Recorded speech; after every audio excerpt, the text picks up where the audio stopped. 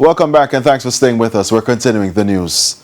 48 hours before the Zimi Seh Beach event in Discovery Bay, St. Anne, and attention is already shifting to the roads. After last year's traffic nightmare, a new traffic plan is being put in place and the police have outlined some adjustments. Last year, the Zimi Seh Beach event, which was held during the best weekend ever, delivered the vibes, but it also brought traffic in and around Discovery Bay to a crawl, leaving hundreds of motorists frustrated. The situation is really disgusting, man. No permit must be granted for these parties because people who are doing their job and have their business going about can't get to go about their business. All who live at DB right now, coming from Montego Bay, have to turn back, drive Clarkstone and come back round. And that I plan right now, because everything I turn back. This year, changes have been made.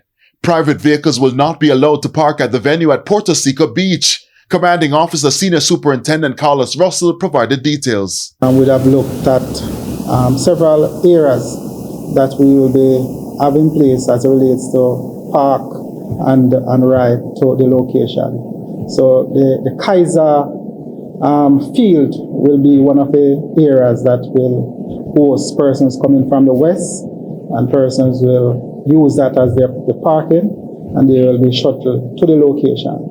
And a playfield to the east will be used for persons coming from that side.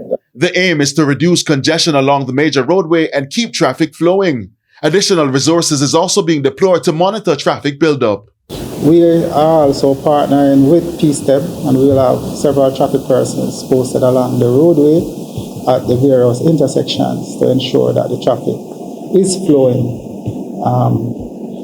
in a good manner. While the police have outlined their plans, stakeholders warn compliance will be important. With another large crowd expected, authorities are urging early arrival.